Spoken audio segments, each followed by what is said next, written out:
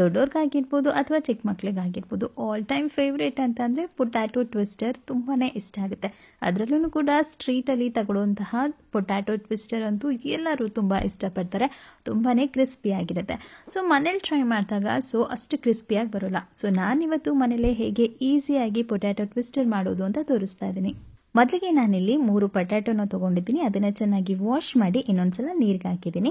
Super ಮಾರ್ಕೆಟಲ್ಲಿ ಈ ಥರ ಸ್ಟಿಕ್ ಸಿಗುತ್ತೆ. ಪನ್ನೀರ್ ಟಿಕ್ಕಾ ಸ್ಟಿಕ್ ಇಲ್ಲ ಅಂತಂದರೆ ಪೊಟ್ಯಾಟೊ ಟ್ವಿಸ್ಟರ್ ಸ್ಟಿಕ್ ಅಂತ ಕೇಳಿದ್ರೆ ಕೊಡ್ತಾರೆ. ಇಟ್ ಆಲ್ಮೋಸ್ಟ್ ಕಾಸ್ಟ್ 40 ರುಪೀಸ್ ಏನೋ ಆಗುತ್ತೆ.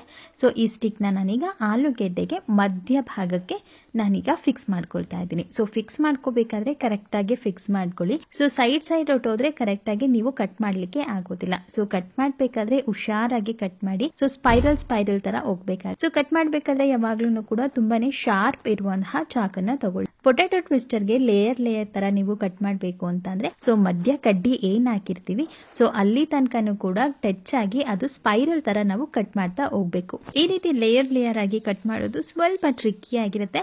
ಒಂದು ಪೊಟ್ಯಾಟೋನ ನೀವು ಕಟ್ ಮಾಡಾದ್ಮೇಲೆ ನಿಮಗೆ ಒಂದು ಐಡಿಯಾ ಬರುತ್ತೆ ನೀಟಾಗಿ ಕಟ್ ಮಾಡೋದಕ್ಕೆ. ಸೊ ಸ್ಪೈರಲ್ ತರ ಏನಾಗಿರುತ್ತೆ ಅದನ್ನ ಸ್ವಲ್ಪ ದೂರ ಮಾಡಿ.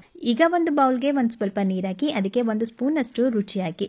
ಅದಾದ್ಮೇಲೆ ಪೊಟ್ಯಾಟೊ ಟ್ವಿಸ್ಟರ್ಗೆ ನಾವು ಏನ್ ಕಟ್ ಮಾಡಿ ಇಟ್ಕೊಂಡಿದ್ವಿ ಸೊ ಅದನ್ನ ಅದರಲ್ಲಿ ಡಿಪ್ ಮಾಡಿ. ಇಲ್ಲ ಅಂತ ಅಂದ್ರೆ ಪೊಟ್ಯಾಟೊ ಎಲ್ಲ ಬ್ಲ್ಯಾಕ್ ಆಗ್ಬಿಡುತ್ತೆ. ಸೊ ಈ ರೀತಿ ಮಾಡಿದ್ರೆ ಪೊಟ್ಯಾಟೊ ಯಾವುದೇ ಕಾರಣಕ್ಕೂ ಬ್ಲ್ಯಾಕ್ ಆಗೋದಿಲ್ಲ.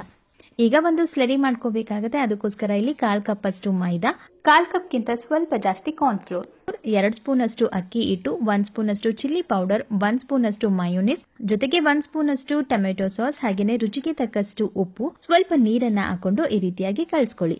ನೀರನ್ನು ಹಾಕೋಬೇಕಾದ್ರೆ ಸ್ವಲ್ಪ ಹಾಕೊಳ್ಳಿ. ಇದು ತುಂಬಾ ತೆಳ್ಳಗೂ ಇರಬಾರ್ದು ಅಥವಾ ತುಂಬಾ ಗಟ್ಟಿಗೂ ಇರಬಾರ್ದು. ಸೊ ಮೀಡಿಯಂ ಅಲ್ಲೇ ಇರಬೇಕಾಗತ್ತೆ. ಸೊ ನಾರ್ಮಲ್ ಆಗಿ ನೀವು ಬಜ್ಜಿ ಮಾಡ್ಬೇಕಾದ್ರೆ ಸ್ವಲ್ಪ ಗಟ್ಟಿಯಾಗಿ ಕಲ್ಸ್ಕೊಳ್ತೀರಾ. ಬಟ್ ಇದಕ್ಕೆ ಬಜ್ಜಿಗಿಂತ ಸ್ವಲ್ಪ ತೆಳ್ಳಗಿರ್ಬೇಕಾಗತ್ತೆ. ಈಗ ಒಂದು ಪ್ಯಾನ್ಗೆ ಎಣ್ಣೆ ಹಾಕಿ ಅದು ಚೆನ್ನಾಗಿ ಕಾಯ್ದಾದ್ಮೇಲೆ ಸೊ ನಾವು ಸ್ಪೈರಲ್ನ ಏನ್ ಮಾಡ್ಕೊಂಡಿದ್ವಿ ಅದನ್ನ ಈಗ ಒಂದು ಸಲ ಡಿಪ್ ಮಾಡಿ ಅದಾದ್ಮೇಲೆ ನಾ ಈಗ ಎಣ್ಣೆಗೆ ಹಾಕಿ ಡೀಪ್ ಫ್ರೈ ಮಾಡ್ತಾ ಇದ್ದೀನಿ. ಪೊಟ್ಯಾಟೊ ಟ್ವಿಸ್ಟರ್ ಮಾಡ್ಬೇಕಾದ್ರೆ ಯಾವಾಗ್ಲೂ ಕೂಡ ಇದು ಸಿಮ್ಮಲ್ಲಿ ಇರಬೇಕಾಗತ್ತೆ. ಸೊ ಸಿಮ್ಮಲ್ಲಿ ಇದನ್ನ ಚೆನ್ನಾಗಿ ಫ್ರೈ ಮಾಡ್ಕೋಬೇಕು. ಆಗ ಮಾತ್ರ ಕ್ರಿಸ್ಪಿಯಾಗಿ ಬರುತ್ತೆ. ಸೊ ನೀವೇನಾದ್ರೂ ಈ ಪ್ರೋಸೆಸ್ ಅಲ್ಲಿ ಮಾಡಿದ್ರೆ ಸ್ಟ್ರೀಟಲ್ಲಿ ಸಿಗುವಂತಹ ಪೊಟ್ಯಾಟೊ ಟ್ವಿಸ್ಟರ್ ತರನೇ ತುಂಬಾನೇ ಕ್ರಂಚಿ ಆಗಿರುತ್ತೆ, ತುಂಬಾನೇ ಚೆನ್ನಾಗಿರುತ್ತೆ ಅಂಡ್ ತಿಂತಿದ್ರೆ ಕರುಮ್ ಅಂತ ಇರುತ್ತೆ. ಸೊ ನೀವು ನೋಡ್ತಾ ಇರ್ಬೋದು ಎಷ್ಟು ಚೆನ್ನಾಗಿ ಪೊಟ್ಯಾಟೊ ಟ್ವಿಸ್ಟರ್ ಬಂದಿದೆ ಅಂತ ಅಂದ್ಬಿಟ್ಟು. ಈಗ ಕಾಲ ನಮಕ್ ಇದ್ರೆ ಇದ್ರ ಮೇಲೆ ಹಾಕೊಳ್ಳಿ. ಇಲ್ಲಾಂತಂದ್ರೆ ಆಮ್ಚೂರ್ ಪೌಡರ್ ಅಥವಾ ಪೆರಿ ಮಸಾಲ ಯಾವ್ದಾದ್ರೂ ಇದ್ರೂ ಕೂಡ ಆಡ್ ಮಾಡ್ಕೊಳ್ಳಿ. ಟೇಸ್ಟ್ ಅಂತೂ ತುಂಬಾನೇ ಚೆನ್ನಾಗಿರುತ್ತೆ. ಈಗ ಮಯೋನೀಸ್ ಇಂದ ನಾನು ಡೆಕೋರೇಟ್ ಮಾಡ್ತಾ ಇದ್ದೀನಿ. ನೀವು ನೋಡ್ತಾ ಇರ್ಬೋದು ಎಷ್ಟು ಚೆನ್ನಾಗಿದೆ ಅಂತ ಅಂದ್ಬಿಟ್ಟು. ಸ್ಟ್ರೀಟ್ ಅಲ್ಲೂ ಕೂಡ ಸೇಮ್ ಇದೇ ತರ ಕೊಡ್ತಾರೆ ಅಲ್ವಾ. ಸೊ ಟೀ ಚೆನ್ನಾಗಿ ಬಂದಿದೆ, ಹಾಗೇನೆ ತುಂಬಾನೇ ಕ್ರಂಚಿ ಆಗಿತ್ತು. ಸೊ ಈ ರೆಸಿಪಿ ಏನಾದರೂ ಇಷ್ಟ ಆಯ್ತು ಅಂತಂದ್ರೆ ಫಾಲೋ ಮಾಡೋದನ್ನ ಮರಿಬೇಡಿ. ಜೊತೆಗೆ ಯಾರೆಲ್ಲ ಸಬ್ಸ್ಕ್ರೈಬ್ ಮಾಡದೆ ನೋಡ್ತಾ ಇದ್ದೀರೋ ಪ್ಲೀಸ್ ಸಬ್ಸ್ಕ್ರೈಬ್ ಆಗಿ. ಸೊ ಈ ರೆಸಿಪಿ ಏನಾದರೂ ನಿಮ್ಗೆ ಇಷ್ಟ ಆಯಿತು ಅಂತ ಅಂದರೆ ಕಮೆಂಟ್ ಮೂಲಕ ತಿಳಿಸಿ. ನಮಗೂ ಕೂಡ ಒಂದು ಮೋಟಿವೇಶನ್ ಸಿಗುತ್ತೆ ಇನ್ನು ಚೆನ್ನಾಗಿ ರೆಸಿಪಿನ ತೋರಿಸ್ಬೇಕು ಅಂತ ಹೇಳಿ. ಸೊ ನಿಮ್ಮ ಫೇವ್ರೆಟ್ ಸ್ಟ್ರೀಟ್ ರೆಸಿಪಿ ಯಾವುದು ಅಂತ ಕಮೆಂಟ್ ಮೂಲಕ ತಿಳಿಸಿ. Thanks for watching. ಬಾಯ್.